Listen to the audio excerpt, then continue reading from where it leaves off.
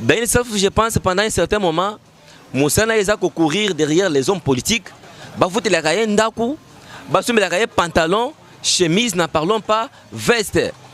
Daniel a monté mais sans que ça la cause atala, bah on batala ko. A commencé na nini na et pas raison a que na ko boire kuna ba kapele donc azala talako. Yé na scène politique aza néant. Donc Daniel aza tina te Daniel incapable de consommer nos ceintures même caleçon na yé moko incapable de consommer. Daniel ngana mettre yé en garde. À ça l'effort a qui ne kokutana na bato FCC le quoi José Makila muto afuta la kendaku. A ti ko tromper vigilance que nous za katumisi ya wapi. Vidéo même diaspora batalango. Baye ba vraiment qui est Daniel. Tango akende poto kuna alamu nga poto kuna d'abord tile lo baluksaka ya kima pona lo koso cupidité ya Daniel.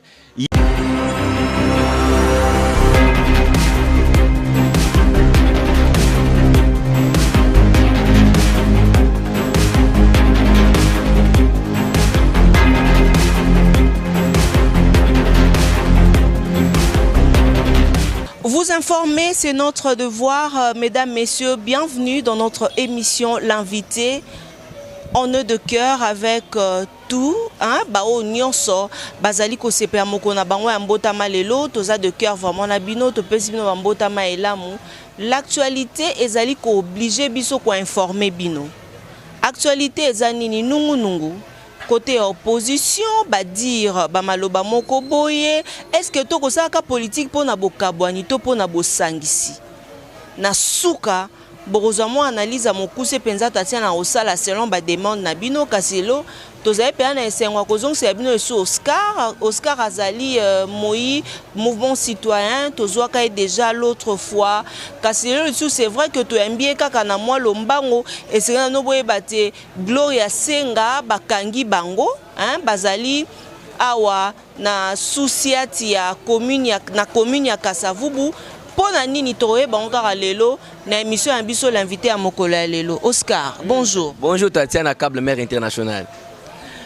Oscar, sentiment penza pe plaisir eza na biso koyamba o Mokola lelo kasi Oscar to banan parce que au pandi ba vidéo moko na ba réseaux sociaux koloba penza to pe kopé sa réponse, droit de réponse à Daniel Safou.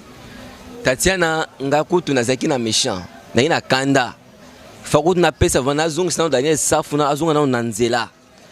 Daniel Safou d'abord bisiki azali nanu Daniel talanga nanu bien ngana lobela yo.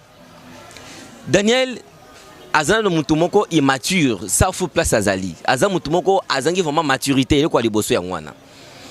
Daniel Safou je pense pendant un certain moment Moussana eza ko courir derrière les hommes politiques, ba fouté la gaye ndaku, ba somé la gaye pantalon, chemise n'en parlons pas, veste. Daniel Safou ameka ko fondement magazine moko wa soki moi ni na ebité soki journal mobo ya presse écrite akoka na masolo na été akanga na yakima. Aujourd'hui Daniel Safou est derrière Moïse Katumbi pour dire que non bien tout ça ba katumbiste mais pendant que ndaku ya Daniel Safou est payé par José Makila qui ne le sait pas. José Makila zo futa Daniel Safou mbongo tout le temps et aujourd'hui alinga ya ko kota na masolo ngo eloko ngana moni mabe zanine Daniel azo benga biso ngaku Daniel abengi ngai avec des menaces à lobby. Comment est-ce que bino activiste il y a HRDC Bossali analyse na bino sur les comptes Twitter officiels bo lobby marche à opposition à le 26 octobre et Simbité marche wana et copé fiasco marche wana vraiment ils à 100% effectivité ngana lobby Daniel Boy. Comment est-ce qu'on peut sentir que nos marches Simbaki pendant qu'il n'y avait pas la participation d'abord d'un parti unique de l'opposition que nous connaissons ici au Congo? Bisous soyebi que non ils ont la partie moko ya opposition on nga ina ko tanga ko mona te pour la publicité et aussi marche wana vraiment végétarien et qui végétarien ya mouvement citoyen HRDC lelo Daniel moi je me rappelle même kilote ye o yazula ta Daniel Safou tant yazo benga coordonnateur principal mouvement citoyen HRDC pour lui dire bino bozolo banabino par rapport à marche à opposition est-ce que lelo Daniel a commis opposant Mike Mukeba wazo tamla loboko boy Mike wana ndinga to Mike wana moi je dis très bien et ça vraiment la mise en garde il y a Mike na ya Daniel ce qui va aussi la polémique na bango basuka na cadre ya opposition basuka na cadre ya IDPS mais ba toucher mouvement citoyen HT parce que Daniel ngana ko poupuler na ibi Daniel très bien ibi de A à Z Daniel soko ebinga été tant que côté à moi na mboka kuna côté à kabambara na flat wana oui makamanga na bisakio les jours na yaki na bandal kuna tant fana na bandal kuna makamanga na bisakio yo Daniel Safu bisiki yo zali oza incapable oza bon incapable ya ko nourrir na le moisi na yo Daniel incapable ya ko nourrir moisi na yo incapable ya ko futa ndaku incapable ya ko futa mai incapable ya ko soula na chaussure yo Safu bisiki yo zali. Tu parles un peu de tribalisme. Yo mokona le grand tribaliste à Liboso yo nengo zawana yo. Aujourd'hui vous êtes derrière Bakatumbi, c'est yo depuis quand on commence à Katangé. Depuis quand on commence Moussouaili. Ngana ebisio makamwana sa ila bato ba ebioté, mais tant ko ko na kan ya HRDC na kan ya Oscar, ngana ko souki so tina coin. Na ko souki sa yo vraiment. Yo kende pas José Makila, a foutu la konda. Et d'ailleurs maman, on mettait que ça confusion. Comment est-ce que yo Ozomi benga katumbiste, mais pendant que membre, donc ministre, il y a FCC José Makila, ministre il y a transport, azo foutu la kaye ndaku.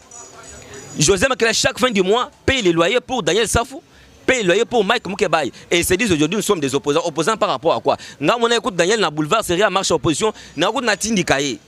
Azo pour point ba biso na HRS na luenge boto tindika to saboter. Daniel azaku to tina te azatina ko donc il y a quoi sa carrière après c'était yende zo finir ba journaliste.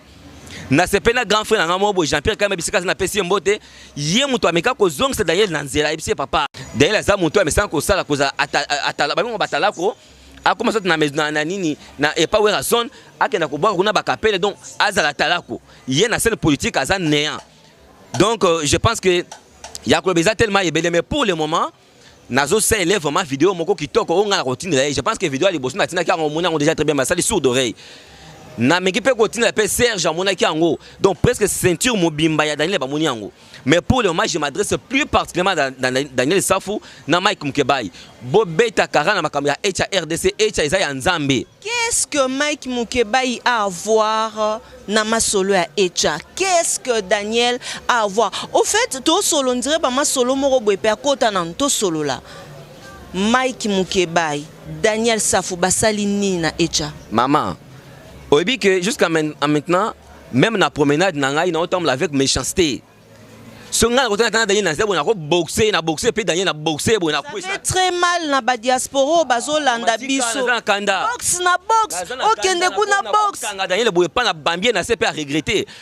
Daniel a tina te Daniel est incapable de consommer nos ceintures même caleçon na yemoko incapable de consommer. Ah non, faut pas dire ça. Mais Oscar tozo zela makambo yote. Babuzo bwana ya kopota vraiment kopota echa buzoba, kopota echa RDC buzoba. Tango tuna question à Mike yemoko abengi membre moko ya echa RDC na boy kota ko mona ye abengi dans un numéro inconnu avec menace. Comment est-ce que bino au lieu de soutenir l'opposition, donc balinga comme ça HRDC comme ces branches, il y a ensemble pour le changement il y a Moïse Katumbi. Biso to liamo Moïse nenga zawana appelle ça rambon na batune mususu ou appelle ça avec condition. Donc na mukuse moi je dirais seulement Mike, je pense que on va faire une émission spéciale pour parler de ça. Daniel ngana mettre en garde. À ça l'effort akende kokutana na bato FCC le quoi José Makila muto afuta la kendaku atika ko tromper vigilance que nous za Katumbi ya wapi na vidéo même diaspora batalango baye ba vraiment qui est Daniel tango akende poto kuna alamonga poto kuna d'abord tile lo baluksaka ya kima pona le koso cupidité ya Daniel ye azela legito okutana bo ne tokutana na ba star na ba couloir. Donc je pense que dans relaxé vraiment, je vais lui dire noir sur blanc, c'est que moi je pense au sujet de lui. Ça fait très mal, mesdames, messieurs, Marambozo les Canapéens dans la République démocratique du Congo, surtout dans la place politique. On n'a pas besoin de tout ça, Oscar. Tokoka Daniel Kuna Salibwe, Mike Salibwe, côté Kuna Serge Kindomba, Toti Okima, et puis Tokilisu, oui, et ça la passe. Est-ce que Oscar, Yangondo Bisotozo Zela, on attend les élections, on n'attend pas tout ça? Maman, Tozo c'est la élection. Je pense que Tozo la scène politique, chaque parti est fonctionnaire dépendamment de sa structure. Ça veut dire quoi? Fonctionnement, il y a eu des PES où il y a MLC, où il y a MCR, et qu'on dépendre de la structure. Ce qui par exemple, les partis sont quand même pas une initiative pour dire que Ngaï, les lots, n'a qui est parti dans Ngaï, et que le marché était. Mais qu'est-ce qui fait que yo d'abord individu place aux individus au ban ko vilipender les autorités bateau basla que yo zala. Moi j'ai vu une fois na conclave ya IDPS, j'ai vu Daniel pendant que tous les journalistes yo tatia na yebi kutu masolo tant que na masolo ngo il y a des fois où aura ba image boiti au faut du transport na yo moko o tie ba unité na yo sa musa na yo au sein na même différenté. Mais au moins Daniel après moi meeting mukeboy, après moi activité mukeboy, yo na zo kima masimagaka. Boka belangai, bo pesa ngai, qui est Safu qui ne connaît pas Safu. Sa mendicité forcée, sa cupidité. Tu as dit que vilipender bateau bassin quand même dans monopole, il y a influencer le leadership na kati mboka. Moi je pense qu'aujourd'hui si c'est même dans la scène politique pour la finir dans le monde mboka Félix. Félix, moi je ne suis pas militant, il y a eu des pèses. Mais on accuse que Félix Tshisekedi Mikolo chiffre 3, il a bouffé. Hein? Bon, tout discuter sous Bama Solan, Félix a lié. Yaya, naza na preuve mon côté. Attaque sur Félix peut aller mon maman. Et ça peut mon mboka. Bon, baké ko bois qu'on a na FCC 10 000 francs, 10 000 francs, 10 000 francs, 15 000 francs. Et d'ailleurs, jouer en coup, c'était même par imposition. Bah imposer policier, bah imposer soldat dont tu dois t'habiller na tenue civile. Au côté meeting, il y a FCC na Tata Raphaël. Bah 3 000 francs, bah 10 000 francs, non, il y a tout le temps, il y a bendana. Si aujourd'hui le Félix a les 3 millions, moi je trouve que c'est un fait réel. Et ça peut influence monter la scène politique. Et ça peut bon à Congo. Mais vous pouvez bien aussi allier ma boyka machine à voter. Je sais que Félix n'a pas eu de financement. Ça c'est mon analyse personnelle. Mais Félix a bon voté, ainsi même différenté. Et là que Félix a lobby les lots. D'abord jusqu'à maintenant Félix ne s'est pas encore prononcé. Et ça analyse. Il y a Jama Kabound avec Kabouya.